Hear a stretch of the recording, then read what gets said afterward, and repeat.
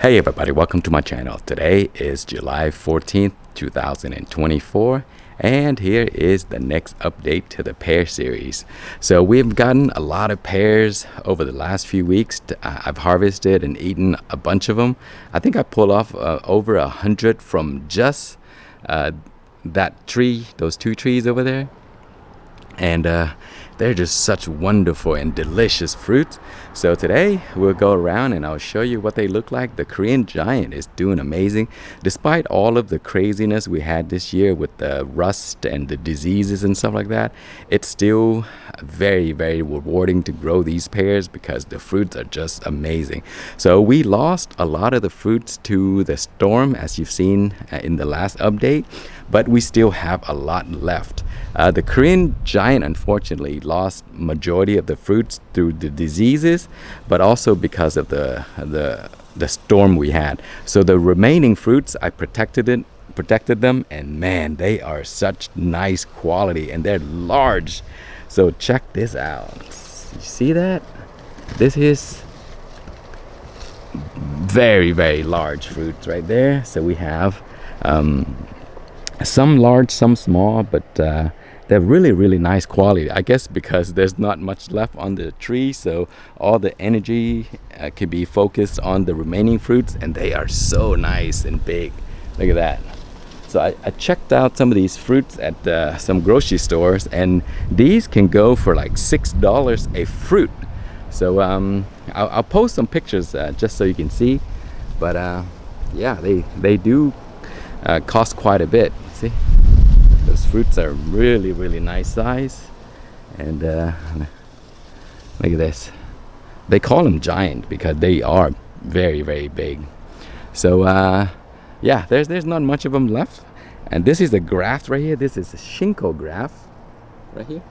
And the Shinko is also pretty good size too, because the pear tree doesn't have as many fruits, so the remaining fruits are really high quality.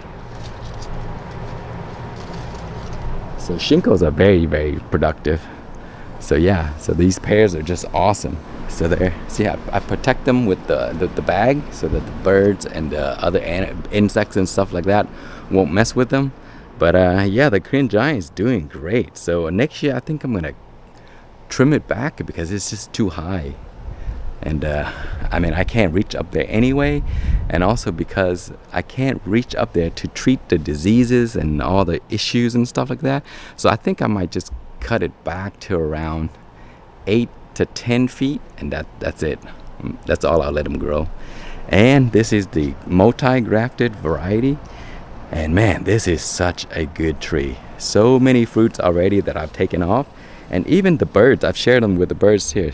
So I noticed that if I take all of the damaged fruits and stuff like that and just throw it right there, right in the middle where the birds can see them, they tend to go to those fruits instead of messing with my fruits on the tree.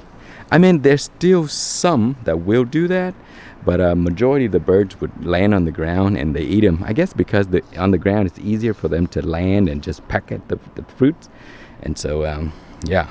So anyway, so these are 20th century. They are about ready. See how the golden color right there? Man, these things are delicious. They're so small because I let so many of them fruit on a small branch. But even though they're tiny, they're still really, really good.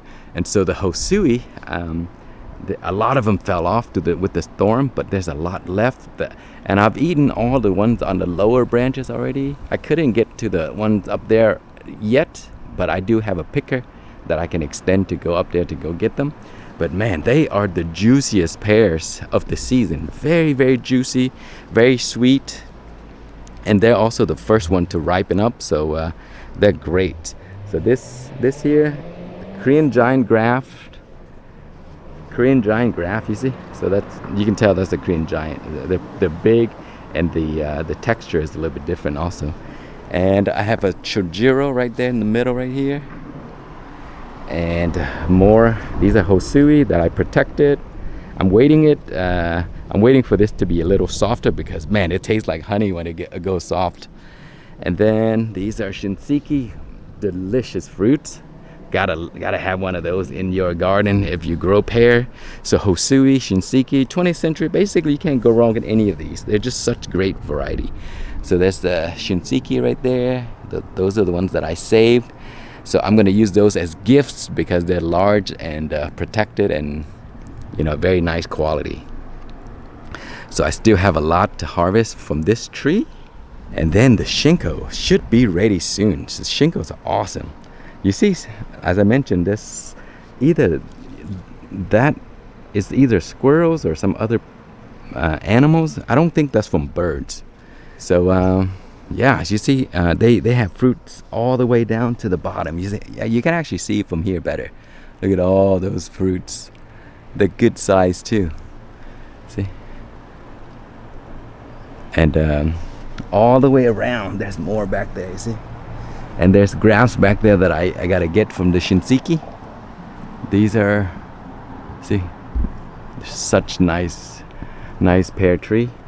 And the Shinko is a really good variety for pear blight. So if you want something that can withstand blight, this is a great variety. Look at all those pears on top. They're everywhere. And so here, this is the Hosui branch. I've eaten a lot of fruits off of this already. Still have a few left. And then in here, you see, look at that. Fruits everywhere. See that? Such a rewarding time of the year. So, you know, grow your own pear trees because you would not be disappointed. They're so delicious. Look at my spider friend. That is a huge spider. He's been there for a while, but I just left it alone. Look at that. Lots and lots of fruits. Okay, so next here is my apple tree. This is a multi-grafted also. Got Fuji here. Back there is the Gala. I think I have golden delicious and red delicious. I think the Gala is about to be ready. Look at that. Even though a lot of them fell off, they still have a lot of fruit still remain. Look at all those fruits. So I'm very, very happy about the apple production this year. And then another Shinko. Look at this. These are all Shinko. Look how low they are to the ground. It's like a foot off the ground. And there's fruits. And I mean, I picked off a lot of damaged fruits from the diseases. And even then, there's still so many left. Not bad at all for production this year. But I think they produce like every other year. So next year I may not have as much fruits, but we will see. See? Look at all those nice quality fruits. So these Shinkos, they should be ready late July to August. With my fig tree here. And then I'm just messing around with avocado to see if I can get a fruit out of these guys. It had flower this year, but everything dropped. And then my lime. Got a little lime right here. And these are kumquats. I love these things. They produce like any time of the year. It doesn't matter. It's just so random. See there's flowers here? Sometimes they produce like, you know, towards the end of winter. Or I mean, towards the end of fall. So it's very, very strange. And my persimmon tree. So we had so much rain, you know, in June. It dropped a lot of fruits. So this one is somehow very sensitive to a lot of water. So it dropped so many fruits off. So we have not much left. I mean, it had hundreds and hundreds of flowers. But now it's back. You know, the fruits that remain are not. I mean, it's not even half of the flowers that it produced. Not sure is because of the tree or because of the placement, but I think it's usually the water, because every year that's what I noticed. When there's a lot of rain, the flowers just all dropped, all the fruits just dropped. And then lastly, this is a giant Fuyu. This is a smaller tree, so it doesn't look too giant to me. It looks like a normal size gyro Fuyu variety.